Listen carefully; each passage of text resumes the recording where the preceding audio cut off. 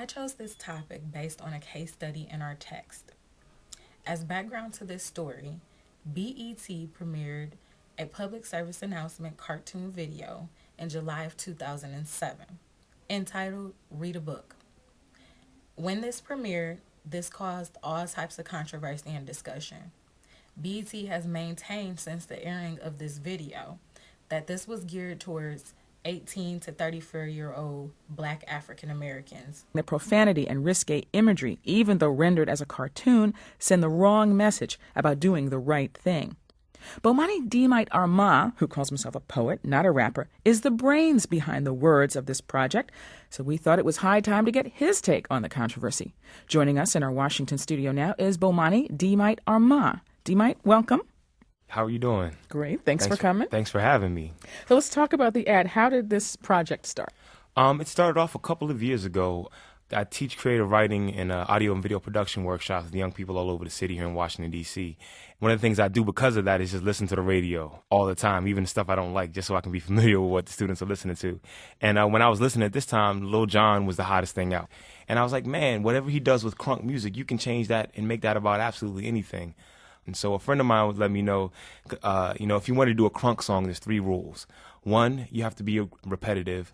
B, you have to be aggressive. And lastly, you have to curse as often as possible. He was like, as long as you have those elements in it, anything can become crunk. I see. Instructional manual for crunk. Exactly. Who knew? Exactly. So I recorded it with some friends and some of my students, mixed it, mastered it, and gave it away for free on the internet for about 2 months on MySpace. And since then, I've just been accepting phone calls. I've never really solicited it anywhere. How did it become applied to the cartoon? Or how did the animation piece come on? It made it to the desk of Reggie Hudlin.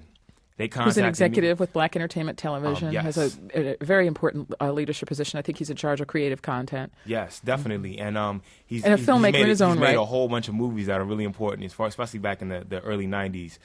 We all knew it was going to cause some buzz.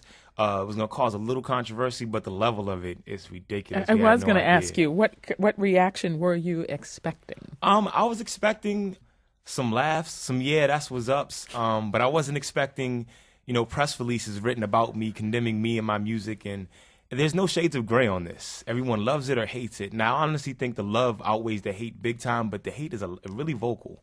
The people who feel like this is the wrong message. Armah goes on to say that he hopes that people gets 2 messages from the song. One being that crunk music is ridiculous, and the second being that kids should read more books.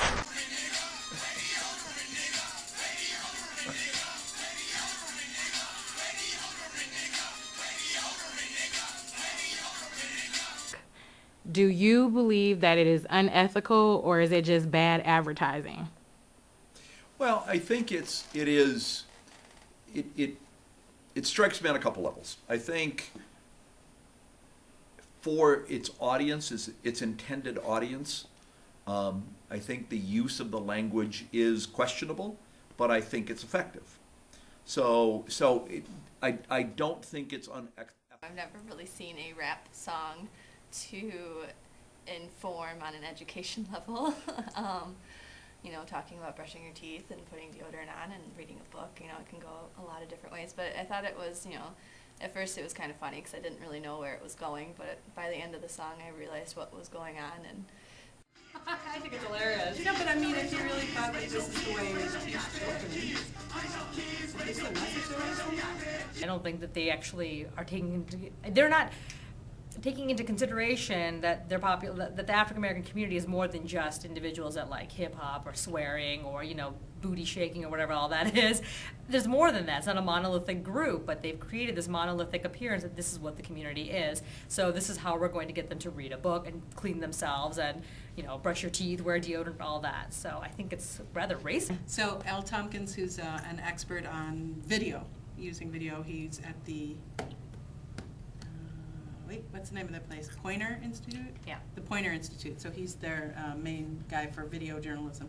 And in his book, Aim for the Heart, where he details how to use video to tell a story, he has a whole chapter where he explains that given words compared to video, the average viewer will focus on what you see in the video.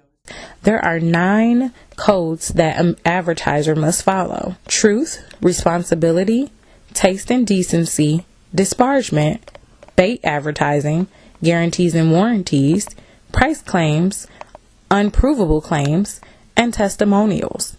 There are two codes that go with this situation: responsibility and taste and decency. Responsibility states that advertising agencies and advertisers shall be willing to provide substantiation of claims made.